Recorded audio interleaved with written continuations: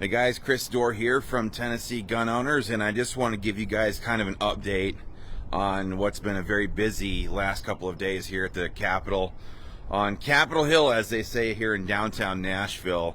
If you guys have been watching our emails and social media posts, you know there's been a lot of activity on a lot of gun bills here at the Capitol, both on the pro-gun side and then, of course, unfortunately, yesterday on the anti-gun side. And I'm going to talk about that. You guys will notice in the comment section I already have a link there. I'm going to ask you guys to take action on. So let's just break it down here really quickly. There's a whole ton of legislation that's introduced every year, roughly, I don't know, 1,300 bills, and there's like a committee deadline. Bills have to move past a certain point in the committee process or the legislative process in order to remain alive. And so this last week has been somewhat of a choke funnel week. And a lot of bills need to get either past committee or else they're dead for the rest of the year. That applies to the gun bills.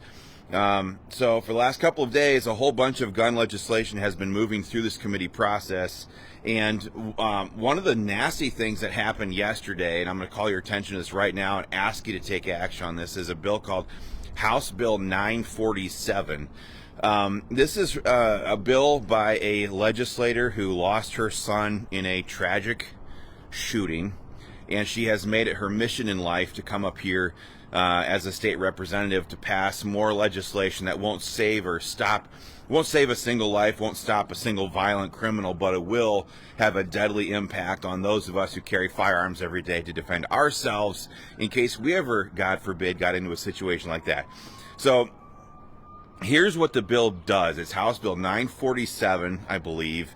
And as it is written right now, and they passed this out of subcommittee yesterday, this bill would make it so that if somebody gets any kind of treatment voluntarily for anything other than like alcohol, that's not covered under this bill. But if you go in and get treatment for any kind of therapy or mental health, anything within the previous 5 years, you're not allowed to buy a handgun.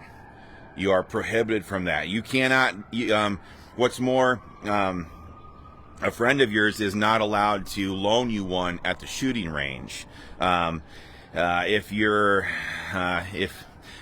ramifications of this thing are still being thought out. It's very bad, though, and it sets huge precedent. Under this legislation, you'd still be legal to possess a firearm, and that's the weird thing. But if a friend of yours loans you one, even though you're legally allowed to possess one, your friend would then be committing a Class A misdemeanor. And then, of course, this is all framework legislation until they can get stuff to the floor of the chamber or sent to another chamber to make it worse. So, folks, this is a Democrat-sponsored bill. It's a gun control bill. It is both the Senate sponsor and the House sponsor are gun-grabbing Democrats, and yet it passed out of subcommittee yesterday with Leader Lamberth's vote in support of it. I think there was 2 votes against it. One was Representative Doggett. I forget who the other one was, but this is unconscionable. It's not, again, none of this stuff ever stops a violent killer. We got all these red shirt radical lying commie mommies up here. We got all these Safer Tennessee activists and volunteers up here. What they don't like to admit is that they're weaponizing their tragedies to try to make tragic instances for you and for me and for thousands and thousands of other people. Their gun control doesn't work. All the gun control stuff that these Stepford wife type Safer Tennessee women are proposing and supporting up here, it's all on the books in Chicago. It's all on the books in Chicago, but every Friday night when it's above 70 degrees in Chicago turns into a war zone. No. So we have to fight this. We have to stop this and shut it down hard. That's why I'm asking you folks to click the link in this comment section, fire off an email to your state representative, and demand that they stop supporting the Democrats' gun control agenda and vote no on House Bill 947. This isn't the first time we've seen this again. You know, back in 2023, after the Covenant shooting, We had Governor Bill Lee, we had Leader Jack Johnson, we had Randy McNally, we had Cameron Sexton. All these people, all these Republican leaders were vocally supporting the idea of passing a red flag gun confiscation law. And because they did that, it absolutely was like throwing gas on the fire of the gun grabbers. And now we have dedicated gun control organizations here in Tennessee that are pushing hard every day, day in and day out, to get gun control passed and make Tennessee some kind of gun control dystopia, so that the rest of the country can then follow suit. I was having dinner the other night with some legislators here, and I told them, I'm like, look, guys, Tennessee enjoys a reputation around the rest of the country because I do gun rights advocacy in a lot of different state capitals, but it enjoys a reputation of freedom when it comes to guns that it does not deserve. We are letting gun control take root. We are letting, and here's what happened yesterday. If you guys saw the video on NC5, News Channel 5, of the, what's his name? Justin Pearson, that state representative. He's an absolute charade. The guy is an Ivy League trained activist who puts on theater day in and day out to try to advance his gun control agenda. He stormed the dais yesterday, or the lectern, or whatever it is, the desks up there that their state representatives sit at, and he stormed the dais like he was going to punch or physically attack one of the Republican state representatives. If the roles had been, of course, he's African American. If the roles had been reversed, the entire media would have been shouting racism, hate crime, all this different garbage. But no, the fake news is right there along with them, saying that this guy is justified in his physical attacks. Again, all of these people up here weaponize tragedies. Some of them are more tragic than others. Let's just put it that way. Some of these. A lot of times, and I've seen this not necessarily here in Tennessee, but I've seen other state capitals where all of a sudden so-and-so was a good boy and he got murdered or killed or whatever, and nobody likes to point out the fact that they were gangbangers or they were involved in gang activity or criminal violence when they get shot. But everybody up here is weaponizing their tragedies and trying to make it and take away our firearms, our ability to defend ourselves from thugs and criminals and criminal governments. That's what the Second Amendment is all about. I like to tell people when I'm testifying in committee that the Second Amendment, it's to make sure that you can't, part of it is to, carrying firearms is to make sure that you can defend yourself against a criminal. But the Second Amendment was a restriction on government, not we the people. And if you think violent criminals, killer criminals are bad, killer governments are far worse, and that's what the whole point of the Second Amendment is all about. Look back in the 20th century alone, at least 50 million innocent people were murdered by their governments. Our founding fathers knew that governments become tyrannical, and that's why they codified the Second Amendment in the Bill of Rights. So that's just a couple of gun control bills that are going on. There were some pro-gun bills that got absolutely destroyed yesterday that did not advance. So that gives you some idea of the resolve of some of these fake Republicans up here. A bill by House Bill 723, it was, by Representative Monty Fritz, would have done so much to restore the Second Amendment here in Tennessee, and that bill was killed.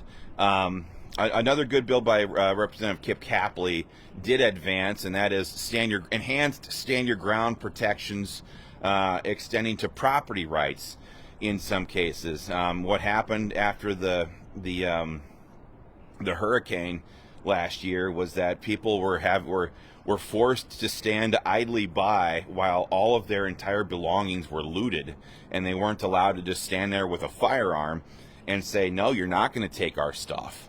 And of course, the radical left, the gun grabbers, tried to instantly turn that into a race issue, like they turn everything into a race issue here at the Capitol. So that bill did advance out of committee, but we got to kill this gun control. First and foremost, number one, Hey, Richard says he was sitting front row. What a joke that guy is. Absolutely, he should have been thrown out. In fact, if I was running the dais or if I had the gavel in my hand, he would have been ejected immediately.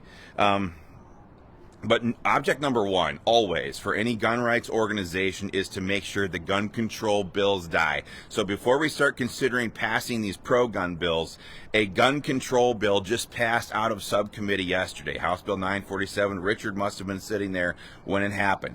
Please click the link with this video in the description of this video.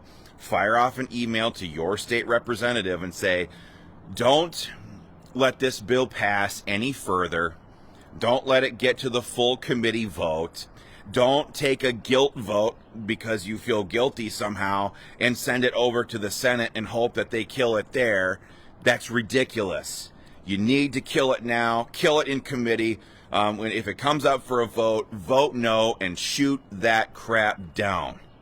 That's what needs to happen. No flirting with this crap. You cannot appease. That's something that I've found out here. Most of these Republicans are not aware of what time it is.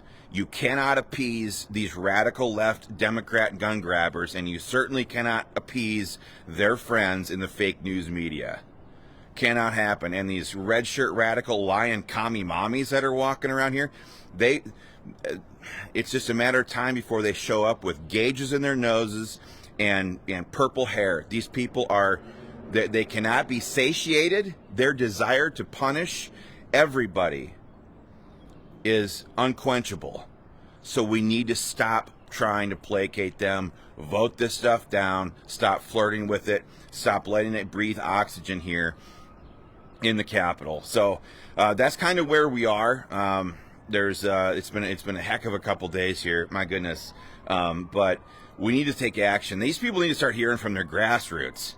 That's what the Tennessee Gun Owners Organization is all about, making sure that the grassroots are in contact with their legislators, saying, hey, don't you freaking dare. Because, again, we got all these commie mommies walking around here that don't have the intellect to understand that gun control doesn't work against criminals. They just cannot understand that. The other thing that they don't like to admit is that when that transvestite killer was walking around in that school murdering innocent people, the solution to the problem was a good guy showing up with an AR-15 and sending her straight to hell.